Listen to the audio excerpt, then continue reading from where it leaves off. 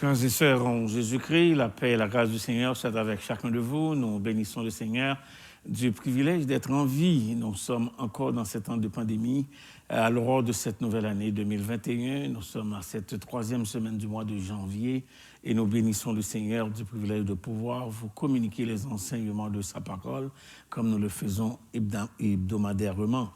Merci à tous ceux-là qui ont contribué temps et énergie et disponibilité pour rendre ce ministère possible dans votre chez vous.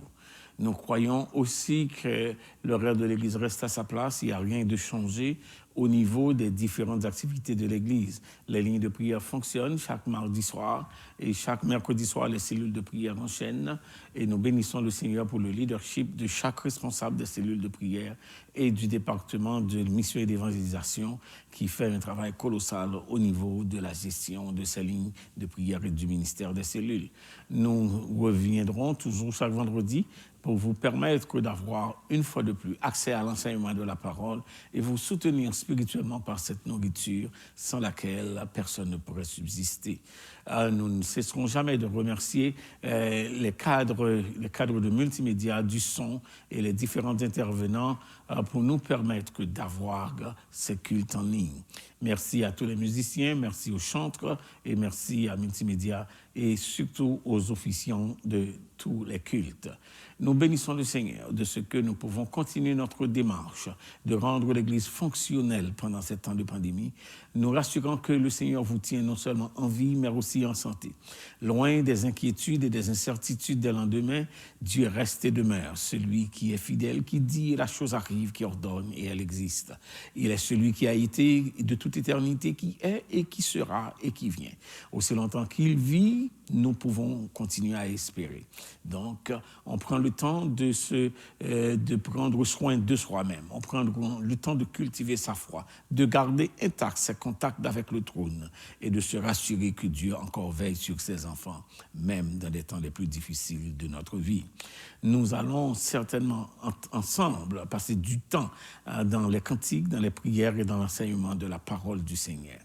Ainsi, frères et sœurs, préparons-nous pour déguster ce service d'enseignement, ce culte qui a pour objectif, l'enseignement de la parole du Seigneur, la prière et l'adoration par la louange. Nous baissons la tête, nous fermons les yeux et nous faisons la prière d'invocation avant de commencer le culte. Père de l'éternité, nous te bénissons et te louons pour ta grâce envers nous. Merci déjà pour une autre semaine écoulée, soit la troisième du mois et de l'année. Merci de ce que nous pouvons être encore en vie, debout, dans la foi, marchant et respirant. Que nous ne sommes pas simplement des monuments, mais nous sommes aussi des témoignages vivants et marchants, des miracles parlants, célébrant ta fidélité. Merci pour l'opportunité d'être exposé à l'enseignement de ta parole. Tu nous dis que les commandements de l'Éternel sont purs, ils éclairent les yeux, les jugements de l'Éternel sont véritables, ils sont tous justes. Merci de nous avoir donné une fois de plus l'opportunité d'être à la fois privilégiés et en même temps saisissant l'opportunité de nous éduquer pour non seulement mieux adapter notre communion avec toi, maintenir et aiguiser notre persévérance, mais faire avancer notre connaissance aussi dans la parole qui est le siège de ta volonté exprimée à nous. Nous prions que tu rencontres chaque famille, chaque frère, chaque sœur, chaque enfant, chaque jeune et permets, ô notre Dieu, que chacun de nous fait l'expérience, ô notre Dieu, dans cette pratique d'écouter ta parole afin que nous puissions la mettre non seulement en application sur notre vie, mais pouvoir aussi la communiquer à d'autres. Entends notre prière, bénis, exauce et pardonne par Jésus-Christ qui vit et qui règne au siècle des siècles. Nous allons chanter ensemble notre premier cantique avec les chantres et nous vous demandons de chanter à plein gosier avec nous pour pouvoir continuer le service de ce soir.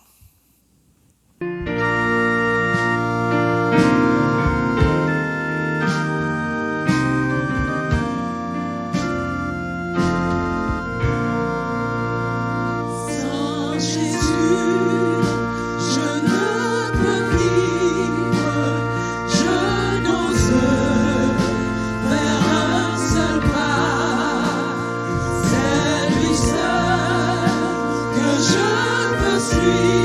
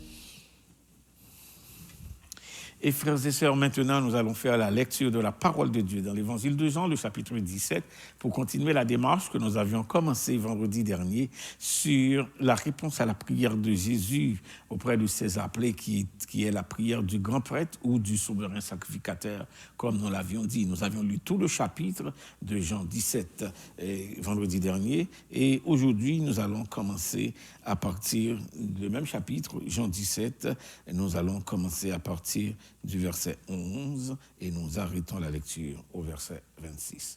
Jean chapitre 17, verset 11. Disons, on commence à partir du verset 12. Lorsque j'étais avec eux dans le monde, je les gardais en ton nom. J'ai gardé ce que tu m'as donné et aucun d'eux ne s'est perdu, sinon le fils de la perdition, afin que l'écriture fût accomplie. Et maintenant, je vais à toi et je dis ces choses dans le monde, afin qu'ils aient en eux ma joie parfaite. Je leur ai donné ta parole, et le monde ne les a pas, et le monde les a haïs, parce qu'ils ne sont pas du monde, comme moi, je ne suis pas du monde. Je ne te prie pas de les ôter du monde, mais de les préserver du mal. Je ne te prie pas de les ôter du monde, mais de les préserver du mal. Ils ne sont pas du monde comme moi, je ne suis pas du monde. Sanctifie-les par ta vérité. Ta parole est la vérité. Comme tu m'as envoyé dans le monde, je les ai aussi envoyés dans le monde. Et je me sanctifie moi-même pour eux, afin qu'eux aussi soient sanctifiés par ta vérité. Ce n'est pas pour eux seulement que je prie, mais encore pour ceux qui croiront en moi par leur parole. Afin que tous soient un comme toi, Père, tu es un en moi, et comme je suis en toi, afin qu'eux aussi soient un en nous, pour que le monde croie que tu m'as envoyé. Je leur ai donné la gloire que tu m'as donnée, afin qu'ils soient un comme nous sommes un. Moi en eux, et toi en moi, afin qu'ils soient parfaitement un. Et que le monde connaisse que tu m'as envoyé et que tu les as aimés comme tu m'as aimé. Père, je veux que là où je suis, ce que tu m'as donné soit aussi avec moi, afin qu'ils voient ma gloire, la gloire que tu m'as donnée, parce que tu m'as aimé dès avant la fondation du monde. Père juste, le monde ne t'a point connu, mais moi je t'ai connu. Et ceux-ci ont connu que tu m'as envoyé. Je leur ai fait connaître ton nom et je leur ferai connaître afin que l'amour dont tu m'as aimé soit en eux et que je sois en eux. Parole du Seigneur. Pour nous préparer à la prière, nous allons chanter ensemble un autre cantique nous permettant de préparer nos cœurs et nos âmes à l'enseignement de la parole du Seigneur. We're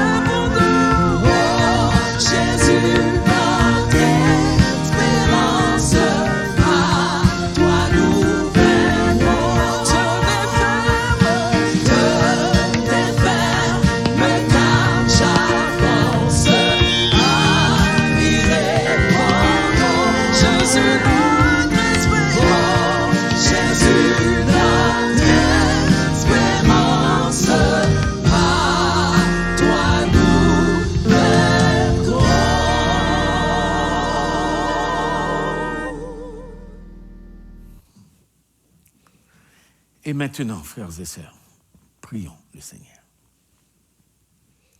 C'est à la latitude de ta bonté et de ta fidélité sans cesse renouvelée que nous nous devons, ô notre Dieu, non seulement dans notre biologie, dans notre déplacement, dans notre foi, dans notre attachement à toi, mais nous devons à toi pour continuer à célébrer notre salut, pour continuer à élever notre rédemption, pour continuer à proclamer notre éternité avec toi, parce que tu as établi une proximité par l'œuvre que tu as accomplie en notre faveur, lorsque tu t'es donné en rançon pour nos péchés au calvaire.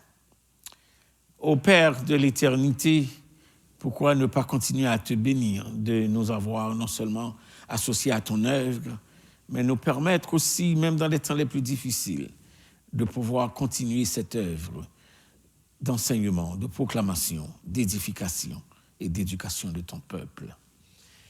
Nous sommes plus que contents de ce que nous pouvons être un instrument de bénédiction entre tes mains pour pouvoir non seulement bénir ton peuple, mais aussi te bénir.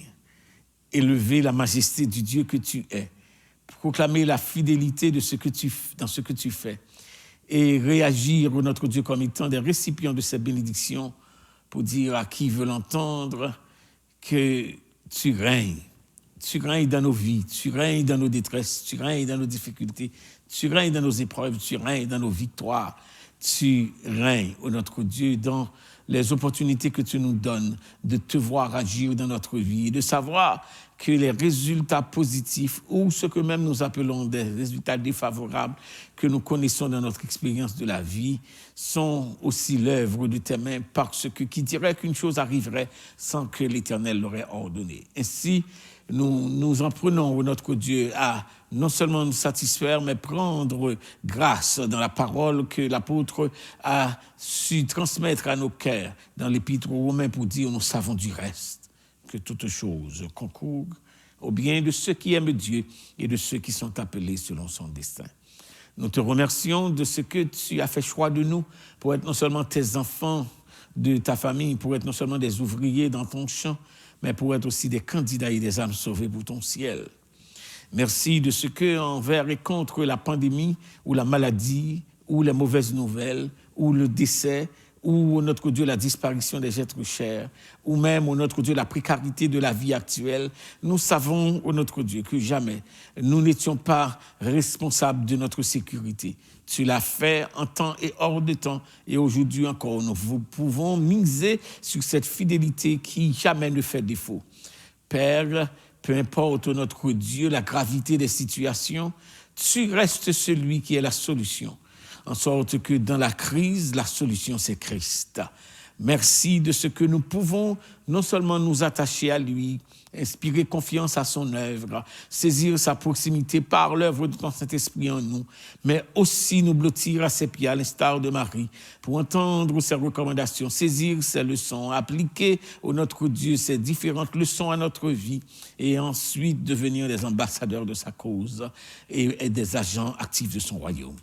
Merci pour ton Église, la vie difficile, ô notre Dieu, au niveau de cette visibilité, mais en même temps, nous te remercions, ô notre Dieu, pour l'opportunité de pouvoir entrer dans cette fonctionnalité virtuelle, sachant qu'avant longtemps, nous nous retrouvons comme communauté, nous nous retrouvons comme entité visible, humaine et spirituelle, pour dire, oui, vers toi monte notre hommage, bientôt glorieuse attente, tu combleras tous nos vœux, et sur la nuit étincelante, tu viendras à nous des cieux. Merci pour tous tes ouvriers en tout temps. Merci, ô notre Dieu, pour ton œuvre dans la vie de chacun de tes enfants. Merci pour les familles stabilisées. Merci pour les enfants gardés. Merci, ô notre Dieu, pour la vie restaurée. Merci pour la foi que tu as aiguisée. Et merci par-dessus tout pour la persévérance que tu nous demandes de garder.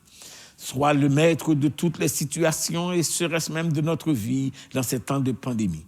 Ne permets pas que nous promenions des regards inquiets parce que c'est ce que tu nous demandes de ne pas faire. Parce que, sachant que tu es encore sur ton trône, tu es en contrôle de toutes les situations de notre existence et que notre vie est entre tes mains. Nous lisons dans ta parole et nous chantons assez souvent, tout est dans ta main, nous jouons nos destins, car ta face lui sur notre chemin. Un merveilleux sauveur est Christ notre Seigneur, car il nous bénit de jour en jour. Ta bénédiction, c'est notre lot, et elle seule n'est suivie d'aucun chagrin. Voilà pourquoi nous voulons soupirer après elle à chaque matinée où tu renouvelles ta fidélité envers tes enfants. Merci, ô notre Dieu, de pouvoir être encore au nombre de ceux-là que tu as sauvés et que tu veux continuer ton œuvre, ô notre Dieu, d'implanter en nous ta parole et d'imprimer ton caractère, le caractère de Christ, modèle, ô notre Dieu, hors du commun que tu nous as présenté, en sorte que nous devenions certainement pour ta gloire et en le faisant, en le proclamant, ce caractère, nous puissions vivre pour toi, par toi et en toi, et être un témoignage à ta gloire pour d'autres qui verront cette image en nous, ce caractère en nous, cette personnalité en nous, puissent pouvoir saisir l'opportunité de se donner à lui, et ensemble, nous ferons route pour l'éternité bénie lorsque tu nous auras traversé ce monde turbulent. Merci pour ta grâce envers les malades. Merci pour ton intervention, ô notre Dieu, auprès des chutés, cela que tu as restauré. Merci, ô notre Dieu, pour la grâce renouvelée. Et prépare notre cœur à l'enseignement de ta parole. Fais en sorte que dans notre vie, dans notre avenir et notre devenir, ton nom seul soit glorifié. C'est notre prière par Jésus-Christ qui vit et qui règne au siècle des siècles. Amen. Nous espérons que vous avez pris le temps de contribuer à l'œuvre du Seigneur et de savoir que l'œuvre continue envers et contre si les espaces physiques sont vides, mais la responsabilité continue. Et nous prions que le Seigneur vous donne la grâce de le faire avec fidélité comme vous l'aviez fait depuis avant la pandémie et aujourd'hui encore. C'est encore une nécessité qu'on continue à contribuer à l'œuvre du Seigneur pour faire avancer son royaume sur terre. Et maintenant, frères et sœurs, tournons les regards vers la parole du Seigneur pour voir cet enseignement. Il nous reste encore 7 éléments à voir dans les réponses à la prière de Christ. L'apôtre Jean, qui écrivit pour nous cet évangile, nous permet de saisir dans la prière de Christ des éléments importants, des choses qui relèvent de notre foi, de notre appartenance à Dieu, mais aussi du plan de Dieu, qui nous révèle le plan de Dieu pour la vie de ses enfants. En sorte qu'imprégner le caractère de Christ, comme c'est le thème pour l'année, nous allons en revenir tout le long, peu importe les messages prêchés, nous allons certainement marteler à vos oreilles la nécessité de développer en nous le caractère de Christ pour l'année 2021. Nous avions vu vendredi dernier que cette prière nous permet de voir quelles devraient être nos priorités dans nos prières. En sorte que nos prières pour cette année ne vont pas être simplement pour nos besoins primaires, ne vont pas être simplement pour notre environnement, ne vont pas être simplement pour les maladies à guérir, ne vont pas simplement pour nos enfants à éduquer, mais pour exprimer le caractère de Christ en nous. L'auteur du cantique créole dirait « Moi, je veux sembler au Seigneur Jésus, moi, je veux sembler au Rédempteur béni complètement saint, imprimé. » C'est comme ça l'auteur a pu le traduire, imprimé, portrait ou dans le cœur. Et ainsi, pour faire cette démarche, qu'elle doit être, pour arriver plutôt à accomplir cette responsabilité de marquer notre vie par le caractère de Christ en nous, voilà comment le menu de la prière de Christ nous permet de savoir quelles sont les aspirations de Dieu pour ses enfants, ayant pour responsabilité de manifester le caractère de Christ. Nous avions vu vendredi dernier qu'il faut apprendre à faire tout pour sa gloire. C'est le recul par rapport à s'élever. C'est un refus par rapport aux gloires temporaires humaines. C'est aussi un obstacle à notre croissance personnelle dans notre spiritualité et notre affinité avec Dieu, en sorte que si nous faisons quelque chose pour glorifier Dieu, quand Dieu est glorifié, nous avions vu vendredi dernier, il glorifiera donnera en retour ce qu'il a glorifié. Donc, on a parlé de l'objectif, c'est jeter le poids de cette intoxication de la gloire autour de nous pour projeter la gloire de Dieu sur non seulement sa personne, sur son œuvre, mais sur ce qu'il est comme personne. Tout pour la gloire de Dieu. Deuxième élément, nous avions vu vendredi dernier, c'est que c'est vivre dans la perception de l'éternité. Frères et sœurs, nous sommes entravés dans cette vie de précarité où tout est humanité, tout est éphémérité, tout est passager. Tout ce qui est autour de nous, c'est la jouissance d'un temps.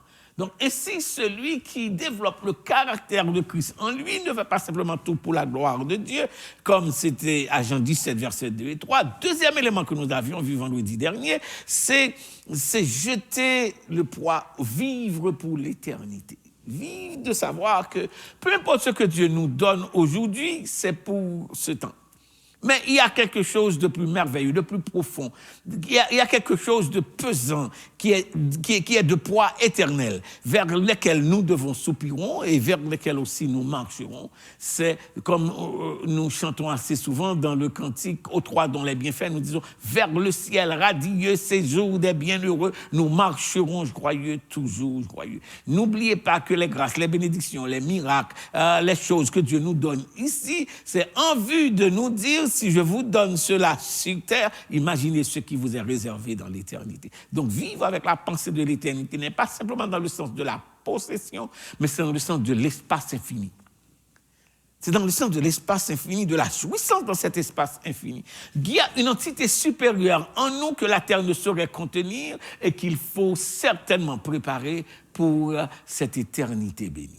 Donc, à Jean chapitre 17, les versets 2 et verset 3, Jean chapitre 17, je m'excuse, les versets 2 et verset 3, la première, la gloire, c'est Jean chapitre 17, verset 1, verset 4, verset 5, verset 22. Nous avions vu, dans le cas où vous l'aviez raté la dernière fois.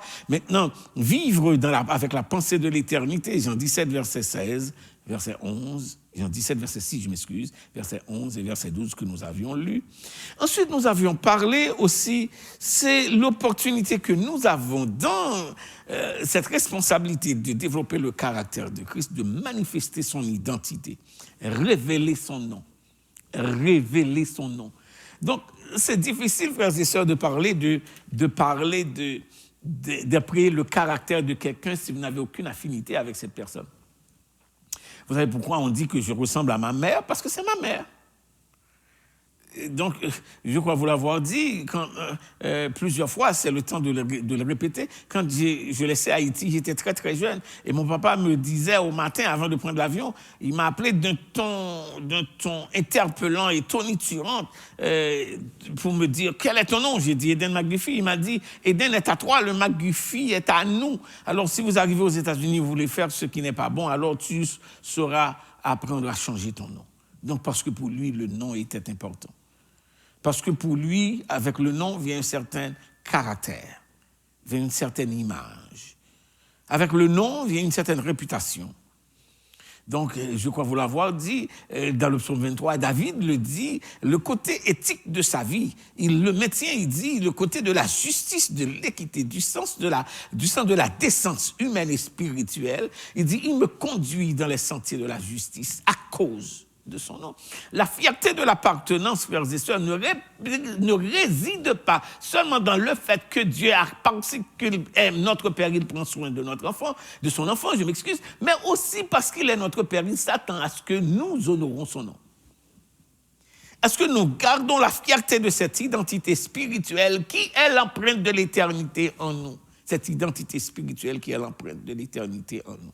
Donc, la manifestation de son identité de révélation, révéler son nom, Jean 17, verset 6, Jean 17, verset 11, Jean 17, verset 12, et à Jean 17, verset 26, nous verrons, frères et sœurs, que Dieu nous interpelle à ce nom, en sorte que vous vous appelez votre nom, ensuite s'ajoute à cela, chrétien. S'ajoute à cela l'enfant de Dieu. S'ajoute à cela le béni du Seigneur. S'ajoute à cela l'appelé de Dieu. S'ajoute à cela l'envoyé de Dieu. S'ajoute à cela le missionnaire du Seigneur. Et Dieu peut multiplier tous les titres que le Seigneur donne à ses enfants, que le Seigneur donne à ses appelés, que le Seigneur donne à ceux qui sont membres de sa famille. Alors, donc, il nous demande de manifester la révélation de notre identité à travers son nom. Et voilà, il n'y a pas de caractère sans affinité avec le nom. Nous avions vu aussi vendredi, autre que la gloire, autre que la connaissance et la perception de l'éternité, nous avions vu la révélation de son identité, c'est dans son nom. Nous avions vu aussi vendredi dernier, c'est une des façons à nous de projeter le caractère de Christ, c'est l'obéissance inconditionnelle à sa parole. À Jean 17, verset 6, verset 8, verset 14 et verset 17, il parle de garder sa parole. Frères et sœurs, la fierté de notre appartenance passe par la discipline dans laquelle nous modelons, bien sûr, laquelle nous modelons notre vie, notre façon d'être et de faire. Et seule la parole de Dieu peut nous permettre de faire ça. Donc, c'est la règle qui nous permet de diriger nos pas, de diriger nos mains, de diriger notre façon de penser. Si vous lisez à Philippiens, nous allons voir aussi les sentiments qui étaient en Jésus. Mais l'apôtre Pierre va dire, au reste, que tout ce qui est parfait, que tout ce qui est honorable, que tout ce qui est humble, que tout ce qui est droit, que tout ce qui est... Et il continue la liste pour dire, soit l'objet de vos pensées. Donc, pour imprimer le caractère de Christ en nous, il faut nous équiper d'un mode de pensée, d'une façon de réfléchir. Donc, le seul mot en anglais serait think, the way you think. Si quelque chose doit être l'objet de nos pensées, donc la façon que nous réfléchissons, la façon que les choses se passent dans notre intelligence, dans notre centre intellectuel, dans notre centre de réflexion, dit exactement qui nous sommes. Dit exactement qui nous sommes. Donc, ainsi, frères et sœurs, celui qui prétend qu'il est l'enfant de Dieu et qui ne présente pas, n'accouche pas obéissance à la parole de Dieu, passe à côté. Vous savez pourquoi, dans les maisons, le père de famille s'arrange ou bien tient mordicus à ce que l'enfant obéisse à ses principes? C'est parce que c'est son enfant. Qu'il espère que le couvre-feu soit respecté, qu'il espère que l'enfant prend au sérieux sa formation intellectuelle, que l'enfant prend au sérieux sa relation avec son Dieu, que l'enfant prend au sérieux le respect de la famille, de la dignité, de l'image, de la personnalité. Et ainsi, frères et sœurs, ce sont des disciplines humaines. Et si nous autres, comme humains, nous avons des disciplines, des façons de concevoir, d'éduquer nos enfants, et Dieu lui-même. Donc, celui qui n'obéit pas à la parole de Dieu dit carrément qu'il n'est pas sous son obédience, qu'il n'est pas sous sa juridiction, qu'il n'est pas sur son autorité, qu'il ne reconnaît pas sa souveraineté. Donc, l'obéissance nous permet de projeter le caractère de Christ en nous parce que, en obéissant à la parole, nous modelons notre caractère, nous modelons notre façon d'être et de faire. Ça, cette obéissance, nous l'avions vu à Jean 17, verset 6, Jean 17, verset 8, Jean 17, verset 14 et Jean 17, verset 17. Nous avions aussi vu vendredi dernier qu'il y a une autre discipline pour projeter le caractère de Christ en nous. Et c'est le côté filial ou familial, si vous voulez, de cet aspect d'imprimer le caractère de Christ en nous. C'est l'unité, vivre en commun. Frères et sœurs, Dieu n'a jamais vu son enfant comme étant un être isolé, mais plutôt une famille. N'est-ce pas vrai quand Jésus avait demandé aux disciples, demandait à Jésus de nous montrer comment prier, il a dit, quand vous priez, voilà ce que vous devez dire, notre Père. Ça commence par l'idée de la communauté, l'idée de la famille, l'idée de la collectivité. Ainsi, ça n'existe pas un chrétien qui est isolé. Ça n'existe pas quelqu'un qui a un ministère pour lui seul. Ça n'existe pas quelqu'un qui veut faire tout sans personne, sans l'aide de personne, sans l'assistance de personne, sans que personne l'a propulsé, l'a préparé, l'a éduqué. Il n'existe pas dans la famille de Dieu quelqu'un qui a pu réussir tout seul. Donc, ainsi, vivre en commun, c'est un aspect qui nous permettrait de projeter le caractère de Christ l'un sur l'autre et sur le monde, nous allons voir tantôt. Et parce que nous lisons tantôt, il dit que c'est afin que le monde voie, ensuite il dit afin que le monde connaisse. Donc, si c'est afin que le monde voie, projeter l'obéissance, c'est pour un témoignage. Mais projeter aussi l'obéissance, c'est pour apporter connaissance. Connaissance de qui? C'est pour permettre aux autres de connaître qui vous êtes. Donc, il dit, cette vie en communauté, cette vie en unité, je crois vous l'avoir dit, unité n'est pas union, unité n'est pas unicité, unité n'est pas uniformité. Donc, je me répète. Donc, quand nous voyons cette démarche d'unité à Jean 17, verset 11, verset 20 et verset 23, cette dimension d'unité répétée 3 fois nous permet de comprendre que Dieu ne plaisante pas au niveau de cet aspect de notre caractère. On ne peut pas vivre dans l'animosité, on ne peut pas vivre dans la division, on ne peut pas vivre tout étant séparés, on ne peut pas vivre tandis que nous sommes devenus, comme on dit, un loup pour l'autre. Faudrait-il que nous projetons le caractère de Christ dans cette appartenance par la visibilité de notre unité. La visibilité de notre unité. C'est ce que nous avions vu. Et vendredi dernier, nous avions terminé pour vous parler de la protection. Dieu protège ses enfants. La protection, c'est nous sommes maintenus par ses soins. À Jean chapitre 17, verset 11, verset 12, verset 15. La protection de Christ n'est pas dans le fait que le malheur ne nous atteigne pas. La protection de Dieu sur ses enfants n'est pas dans le fait que l'on marche toujours sur des tapis rouges et comme nous lisons dans le psaume 91, aucun malheur ne t'arrivera, aucun fléau n'approchera de ta tente. Écoutez ça, mais il dit puisqu'il ordonnera à ses anges de te garder dans toutes ses voies. Ce n'est pas qu'il n'y a pas de malheur, mais cependant tu es gardé même dans le malheur. Donc je crois vous l'avoir dit, la sécurité avec Dieu n'est pas l'absence du danger, mais la présence, la provision de Dieu dans le danger. Donc si quelqu'un te dit qu'il fait la provision pour te protéger, c'est parce qu'il sait que le malheur rôde autour. Donc, il faut comprendre que la protection, c'est en vue de ce qui pourrait arriver. Donc, ne soyez pas étonnés, l'apôtre Pierre va dire, ne soyez pas étonnés de la fournaise qui est autour de vous. Donc, ça n'existe pas un chrétien sans souffrance, un chrétien sans malheur, un chrétien sans danger, un chrétien sans menace. Dans le cas contraire, votre adversaire, Satan, le diable, rôde autour de vous, sachant qu'il pourrait dévorer, n'aurait pas sa place dans la Bible. Donc, il faut comprendre, frères et sœurs, que la protection de Dieu vise à cette éventualité que le malheur rôde, que le danger est là, mais aussi que sa présence rassure, restaure, sauve et garde. Et si nous pouvons avoir, écoutez ça, cet aspect métaphysique et psychologique de l'intercession de Christ vise à notre état émotionnel, parce que quand le malheur s'installe sur notre chemin, nous avons la tendance de paniquer, comme cette situation de pandémie. Donc, on s'en souvient à l'aurore de cette pandémie vers les mois de décembre, janvier jusqu'à mars. D'ailleurs, ici au Québec, c'était en mars que nous sommes frappés de la réalité, mais c'était déjà installé dans le monde depuis le mois de décembre avant. Donc, ça veut dire que cette pandémie a plus qu'un an depuis que ça voyage. Bon, vous imaginez, frères et sœurs, en quoi la peur pourrait faire quelque chose? En quoi nos inquiétudes, nos incertitudes pouvaient nous aider à quoi que ce soit? Qui de vous, par ces inquiétudes, peut ajouter ou retrancher une journée à sa vie? Donc, il faut le dire que nous jouissons de la protection d'un Dieu responsable. D'un Dieu qui ne nous dit pas que la vie est faite simplement toujours d'auréoles. Donc, il faut s'attendre à des jours sombres, mais le soleil brillera pour les enfants de Dieu. C'est comme quand les enfants d'Israël séjournaient en Égypte, mais quand l'Éternel déposait les jugements sur ce pays, quand la mer, quand les eaux tournaient en sang, quand les poux ravageaient les villes, quand les sauterelles étaient relâchées. Mais on nous dit dans le livre de l'Exode qu'il y avait un coin de ce pays qui s'appelle Gozin, et là où l'Éternel a carrément encadré, embarricadé son peuple. Donc c'est pas qu'il n'y a pas de pandémie, mais il y a une main.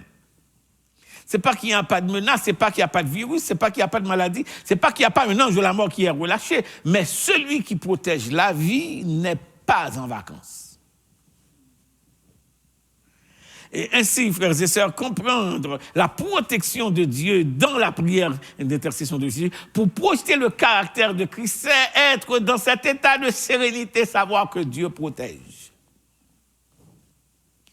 Ce n'est pas votre argent, ce n'est pas votre réputation, ce n'est pas votre système de sécurité chez vous, ce n'est pas les numéros 5, 6, 7, 8, 9, 10 qui vous protègent. Mais il y a un Dieu qui, quand le malheur arrive, il dit qu'il ne sommeille ni ne dort.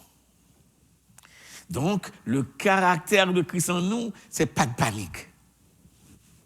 Ce n'est pas de panique. Nous allons voir ce soir, pour introduire l'autre aspect de l'étude, la deuxième dimension de l'étude, à Jean chapitre 17, verset 13. Je vais lire pour vous l'évangile de Jean, le chapitre 17, le verset 13. Voilà ce que nous dit. Et maintenant, je vais à 3 Et je dis ces choses dans le monde afin qu'ils aient en eux ma joie parfaite. Le caractère de Christ nous invite à vivre une jubilation. La jubilation de l'enfant de Dieu. C'est à l'épître que Paul écrivit aux chrétiens de Philippe qu'il dit que nous baptisons, les théologiens disent que c'est l'épître de la joie. C'est la joie du condamné à mort, c'est la joie de l'île de Malte, c'est la joie du missionnaire emprisonné, c'est la joie de celui qui est exposé dans les difficultés, dans les jeûnes forcés. C'est la joie, la théologie de la joie. Afin qu'ils aient en eux. Remarquez une technicalité dans le texte. Je suis à Jean, chapitre 17, verset 13. Et maintenant, je vais à toi, donc il est élevé au-dessus de ses disciples. Et maintenant, je vais à toi, et je dis ces choses dans le monde, afin qu'ils aient en eux ma joie. Et ma joie parfaite. Remarquez bien ce que le texte ne dit pas d'abord. Le texte ne dit pas qu'ils aient en eux la joie. Il dit qu'il est en eux ma joie. Il dit, je dis ces choses qui seront la source de leur joie par ma joie. J'ai la joie de savoir qu'ils te glorifient. J'ai la joie de savoir qu'ils ont la pensée de l'éternité. J'ai la joie de savoir qu'ils sont des enfants obéissants. J'ai la joie de savoir qu'ils sont unis. J'ai la joie de savoir qu'ils sont protégés. Maintenant, je leur donne cette parole dans le monde pour que ma joie soit en eux. Oh! Frères et sœurs, je m'en souviens à une de nos conférences à Saint-Vallier.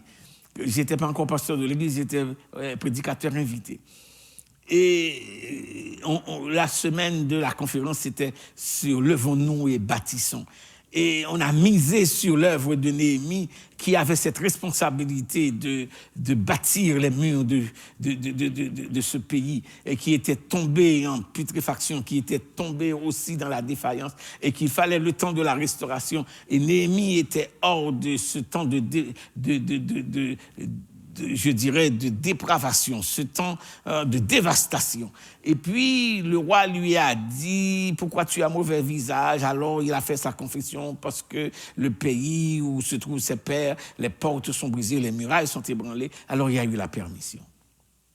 Mais à la fin de la célébration, quand les murailles ont été édifiées et qu'on faisait la lecture de la loi, et on entend tout ce que l'Éternel a demandé, et puis, le peuple était tombé dans la désolation.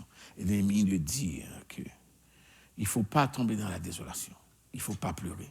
Rentrez chez vous, jubilez, car la joie de l'Éternel sera votre force.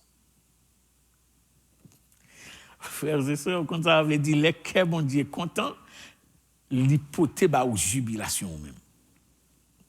Le texte dit, afin qu'ils aient en eux ma joie et ma joie parfaite. Donc, en d'autres termes, nos sujets de joie doivent être l'œuvre de Christ en nous, qu'il produit par sa parole. Je dis ces choses dans le monde afin qu'ils aient en eux ma joie parfaite. Et thème qu'il va reprendre, je vous laisse ma paix, je vous donne ma paix, je ne vous la donne pas comme le monde la donne, que votre cœur ne se trouble point. On jubile, frères et sœurs, quand le cœur est en paix.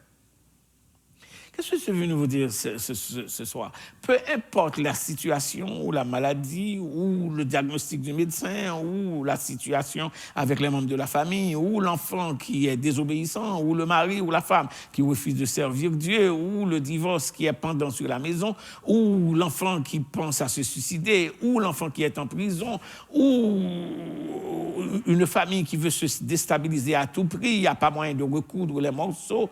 Je dis ces choses dans le monde afin que vous ayez ma joie.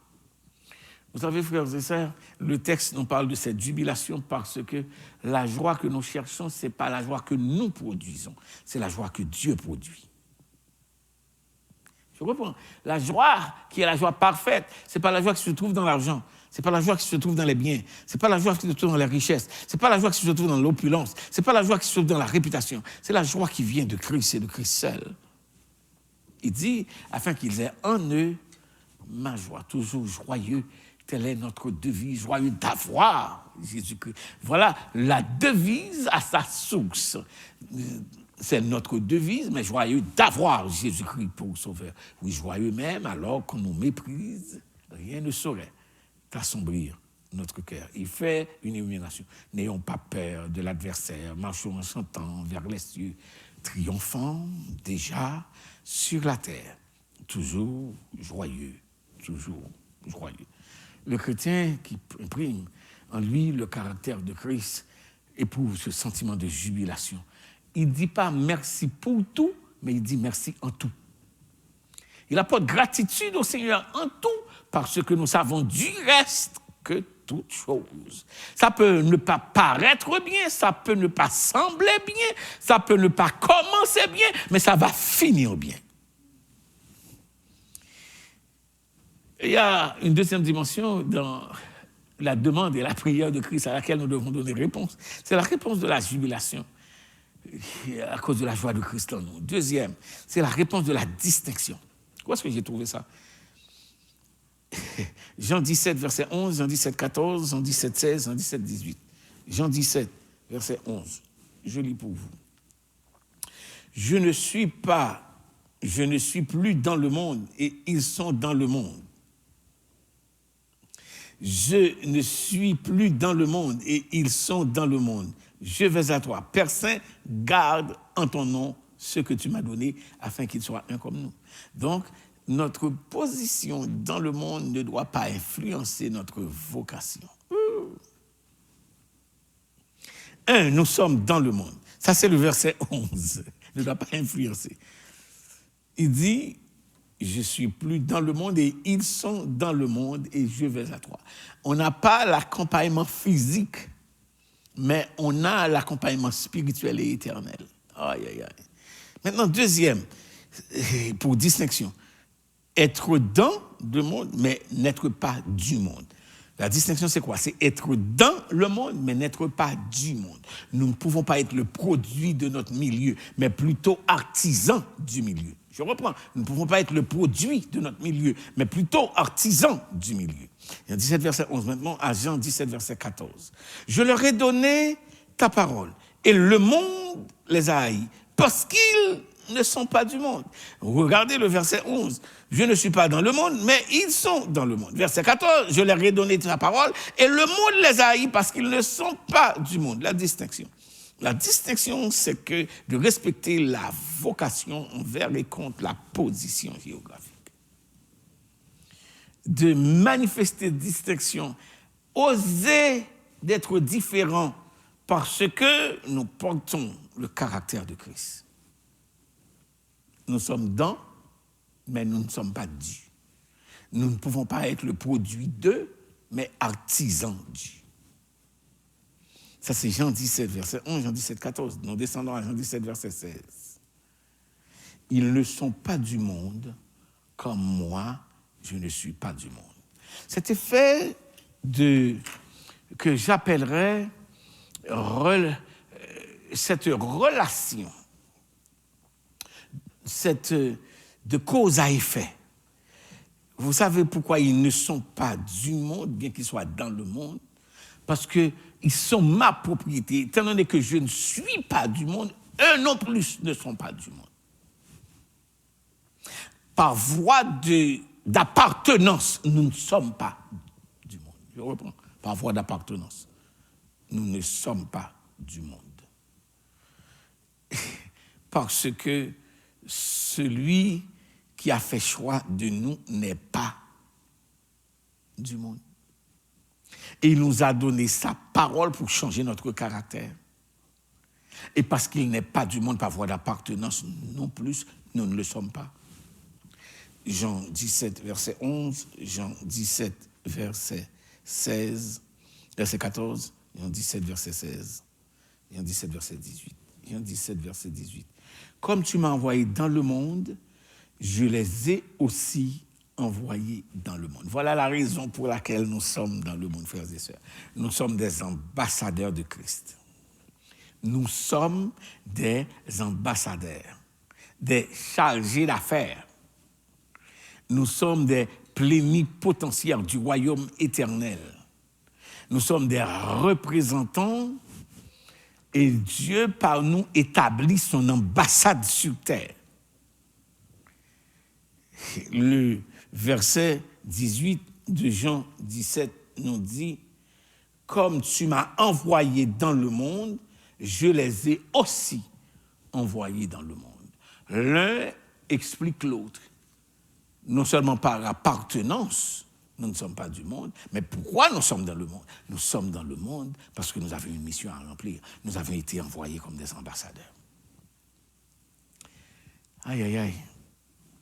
Ce n'est pas simplement caractère par jubilation, nous avons sa paix, mais caractère par distinction parce que nous sommes des envoyés.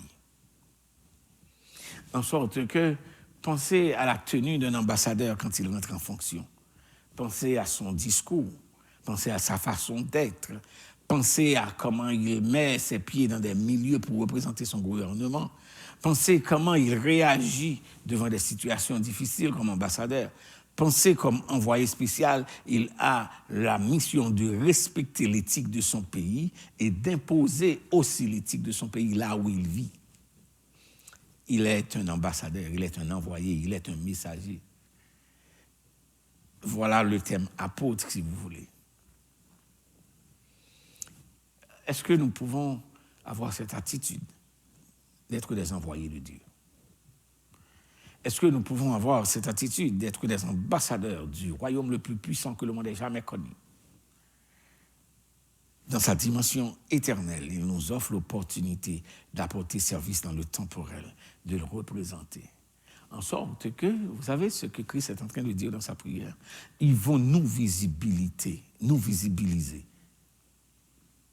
Dans notre éternité, dans notre spiritualité, ils vont nous visibiliser dans leur identité. 1. La jubilation. 2. La distinction pour ce soir. 3. La sanctification. Ce n'est pas simplement être dans le monde, mais n'étant pas du monde. Deuxième élément que nous avons vu ce soir, après avoir repris les 7 premiers éléments de vendredi dernier, nous avons vu la jubilation, remplie de sa paix, nous venons de voir la distinction, être dans le monde mais n'être pas du monde, les références Jean 17, verset 11, Jean 17, 14, Jean 17, 16, Jean 17, 18. Troisième élément, pour le caractère de Christ en nous, c'est la sanctification. Vivre différent que le monde le fait.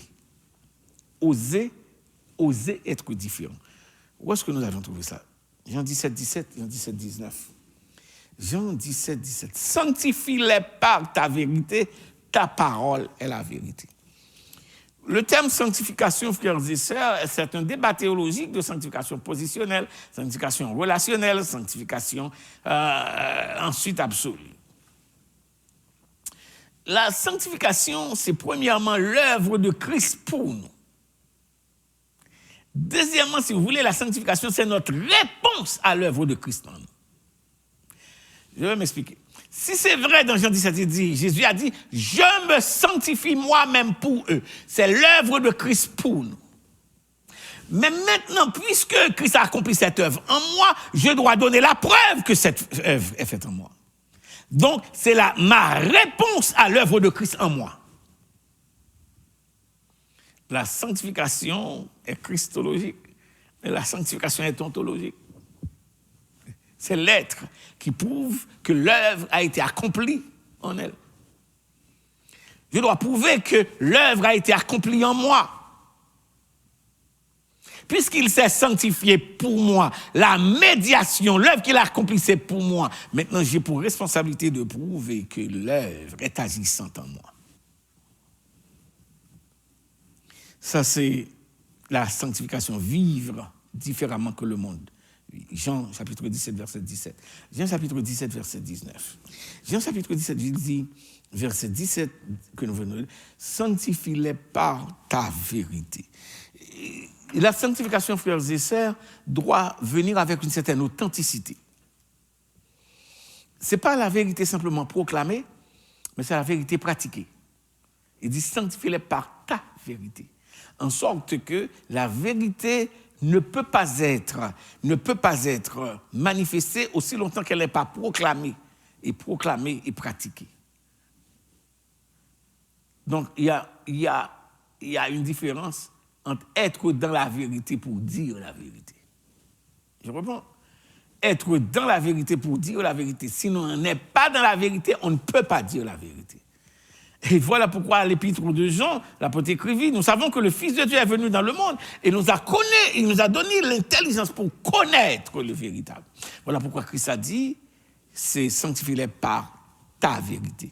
La vérité qui nous sanctifie, ce n'est pas ma vérité, ce n'est pas la vérité d'une institution, ce n'est pas la vérité d'une organisation, c'est la vérité de la parole immuable, éternelle de Christ. Sanctifie-les par ta vérité. Et qu'est-ce qui est cette vérité-là? Il dit c'est sa parole. Donc, suivez-moi. Il y a une différence entre parler de Dieu, il y a une différence entre parler au nom de Dieu, parler d'eux, parler au nom et parler comme Dieu.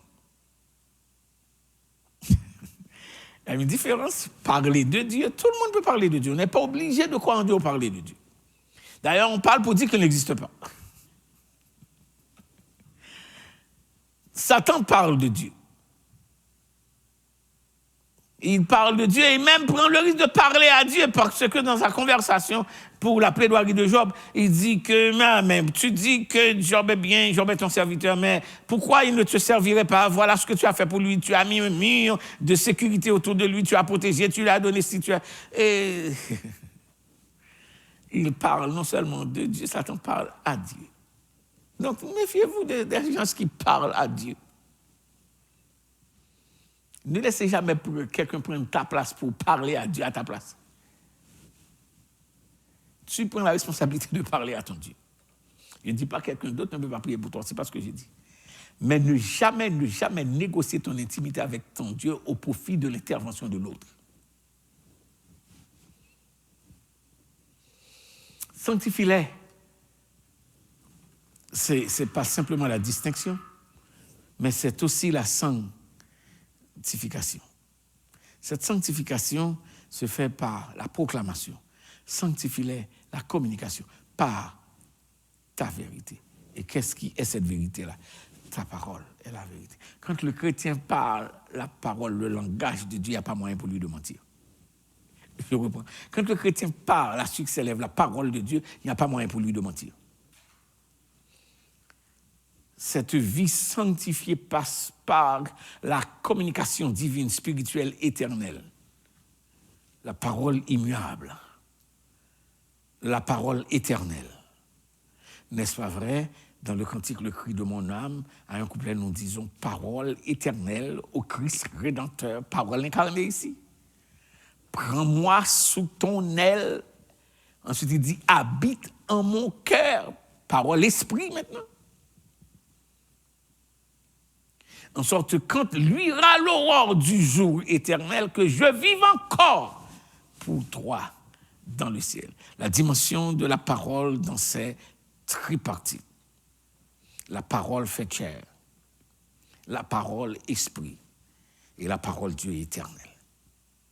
La dimension éternelle de la parole, la dimension incarnée de la parole et la dimension spirituelle de la parole. Alors, pouvons-nous imprimer le caractère de Christ en nous, non seulement par la jubilation, la paix de Christ en nous, non seulement par la sanctification, être dans le monde, par la distinction, être dans le monde, n'être pas du monde, et troisièmement par la sanctification, vivre autrement que le monde le veut ou bien que le monde le vit. Il y a une quatrième, vivre comme des commissionnés, aller dans le monde. Je vous ai dit tantôt, nous sommes des ambassadeurs. J'ai parlé du protocole, j'ai parlé aussi de la responsabilité. Maintenant, nous allons parler comme étant des commissionnés. Aller dans le monde. Jean 17, 18. Jean 17, 18 dit « Comme tu m'as envoyé dans le monde, je les ai aussi envoyés dans le monde. » Donc, nous avions parlé de cette sanctification. Nous maintenant, nous parlons de la commission. De la commission. Donc, jubilation, distinction, sanctification, commission. À ceci, j'aimerais, frères et sœurs, ce soir ajouter et faire une petite correction. Nous savons que dans l'évangile de Matthieu, le chapitre 28, qui termine toute l'historicité de la naissance de Christ, du ministère de Christ, des choix des disciples de Christ, de la trahison de Christ, de la condamnation de Christ, de la crucifixion de Christ, et ensuite de la résurrection de Christ et de la grande commission de Christ. Dans cette grande commission, nous lisons dans Matthieu chapitre 28, « Allez, faites de toutes les nations des disciples ». Et c'est ce qui nous est répandu à travers les églises pendant des millénaires que, pendant ces 2000 ans que Christ, la traduction française nous apporte « Allez, faites de toutes les nations des disciples ». Vous savez que la traduction française est passée à côté. Ce n'est pas un impératif imposé. Ce n'est pas un impératif imposé. C'est un impératif progressif. C'est en allant. Donc, quand Jésus laissait les disciples, c'était ses dernières commandes, c'était ses dernières paroles qui sont devenues notre premier devoir. En allant, faites de toutes les... En allant, veuillez faire. C'est comme dans le texte de Philippiens, que nous avons, là où nous avons tiré le thème de l'année, il dit, s'il y a quelque consolation en Christ, la traduction grecque nous dit autre chose, c'est puisqu'il y a. Donc, dans Matthieu 28, c'est pas allez faites, c'est en allant, veuillez faire des... Donc, on n'a pas besoin de se déplacer spécifiquement pour le faire. Voilà pourquoi, acte 16, quand Paul était en chemin pour aller au lieu de prière, il a rencontré une femme en allant. Pourquoi? C'est parce que dans la pensée juive, les hommes qui faisaient le service du sanctuaire, tout ce qui se passe en dehors du sanctuaire ne les regarde pas. Voilà pourquoi, dans la parabole du bon samaritain, je crois vous l'avoir dit plusieurs fois, que le sacrificateur est passé, il voit rien de mal qu'il passe outre. Ensuite, le lévite est passé, mais c'est fortuitement un samaritain est passé. Et puis qu'il a pris soin de ce monsieur. C'est parce que les deux messieurs avant, rien qui se passe hors du sanctuaire ne les regardait pas. Jésus a changé la donne pour nous. Il dit, tandis que vous sortez de cette maison-là, pendant que vous allez à l'école, pendant que vous allez travailler, pendant que vous allez au marché, pendant que vous allez voir l'ami, pendant que vous allez chez le médecin, pendant que vous allez voir votre avocat, pendant que vous allez acheter la maison, en allant, faites des disciples. Donc, nous sommes des commissionnés. Mais remarquez bien, frères et sœurs, il ne peut pas avoir de commissionnés si nous ne sommes pas des protégés. Il ne peut pas avoir de commissionnés si nous ne sommes pas dans la jubilation. Dans la protection, dans la jubilation, si nous n'avons pas cette vie de distinction. Parce qu'il y a des gens auxquels vous allez présenter l'évangile, va vous dire, en route où c'est chrétien.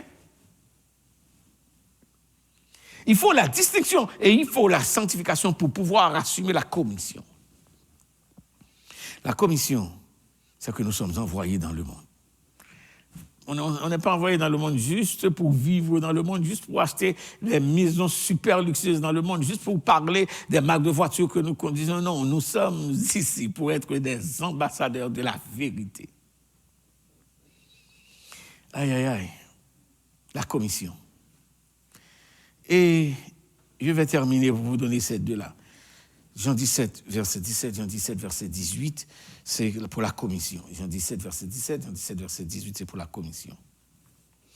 Et saisir la gloire.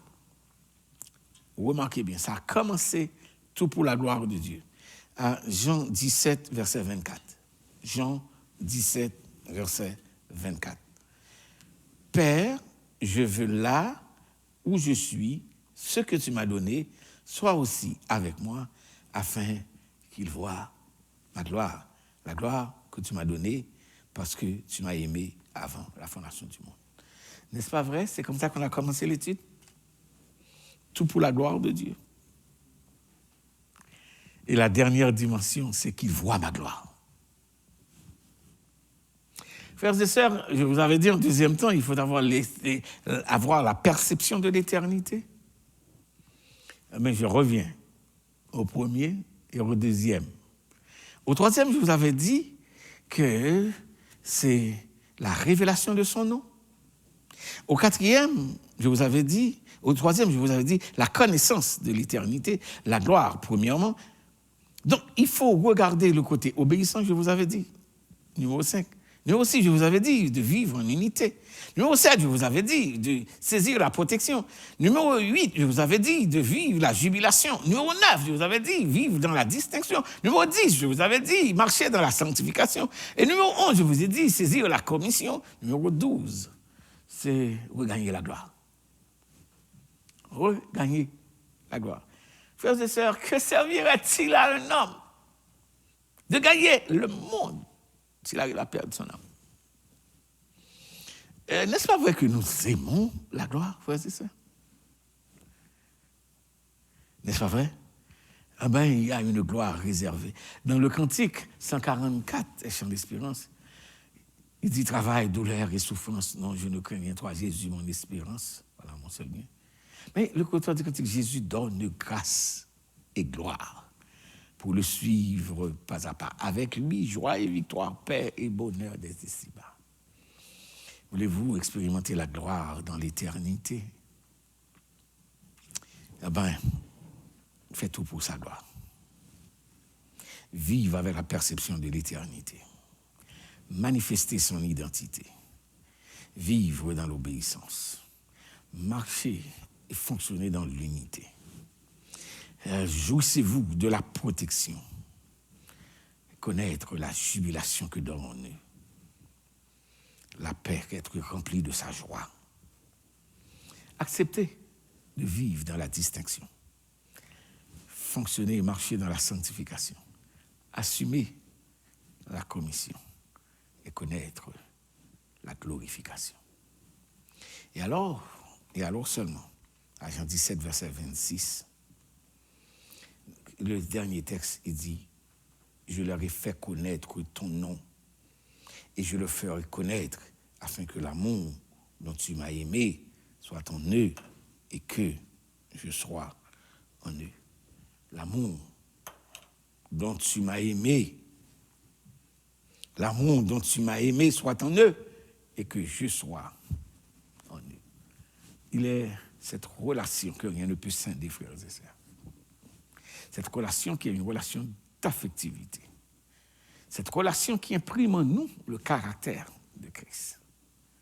Cette relation qui nous permet de traverser toutes les tempêtes, tous les écarts de caractère, de difficultés ou d'épreuves dans ce temps. Et vivre pour imprimer le caractère de Christ en nous. Que le Seigneur vous bénisse abondamment. Nous allons ensemble chanter et ensuite prier et donner la bénédiction. Que le Seigneur vous bénisse abondamment.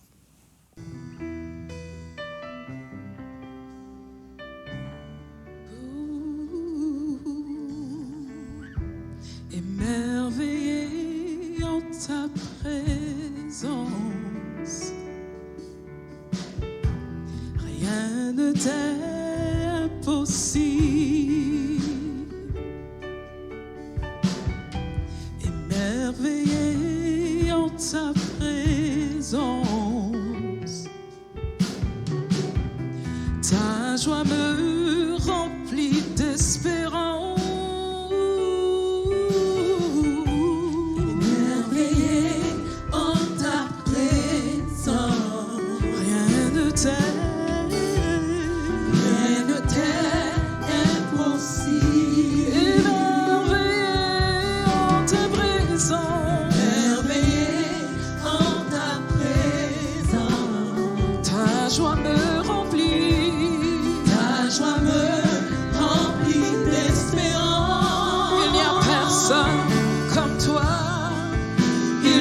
Personne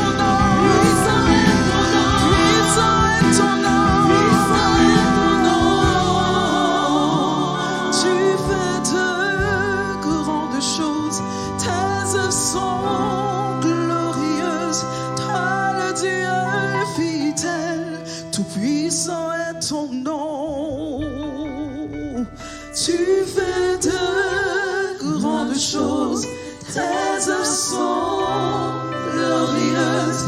Toi le Dieu fidèle, tout puissant est ton nom.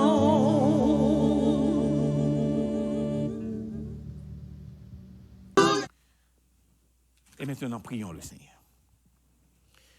Ô Père, quelle provision,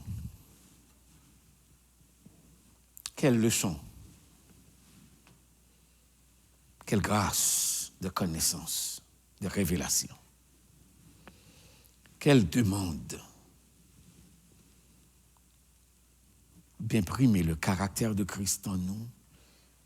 Et voilà les étapes que nous devons franchir, que Christ lui-même a fait l'intercession en notre faveur pour que cela soit rendu avec efficacité dans notre fonctionnalité au cœur de cette éphémérité de ce monde.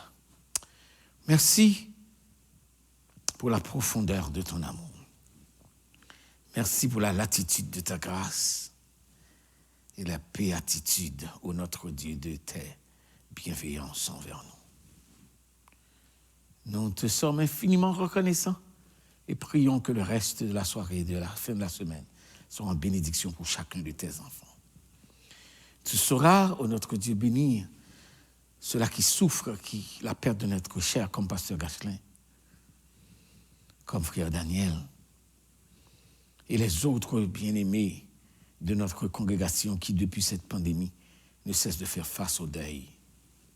Nous prions que la consolation leur soit rendue. Chacun d'eux, pour voir leurs besoins émotionnels, spirituels, pour qu'ils continuent à être, ô notre Dieu, partie prenante de cette responsabilité de projeter le caractère de Christ en eux-mêmes dans l'épreuve. Que la joie leur soit rendue par la consolation que tu leur communiqueras. Que ton Église continue à s'édifier dans l'enseignement de ta parole. Et que ta bonne main soit sur ton peuple en tout lieu, ton Église par-delà la terre, qu'elle soit victorieuse en tout temps. C'est notre prière. Par Jésus-Christ qui vit et qui règne au siècle des siècles. Amen. Amen. Et maintenant, à celui qui peut tout faire, par la puissance qui agit en nous, infiniment au-delà de ce que nous pensons ou demandons. À Dieu notre Père, par Jésus-Christ notre Sauveur, soit la louange, la gloire, la magnificence, et au Saint-Esprit notre Consolateur, reviennent aussi la gloire et l'adoration dès maintenant et au siècle des siècles. Amen. Je vous souhaite une bonne fin de semaine. Soyez richement bénis.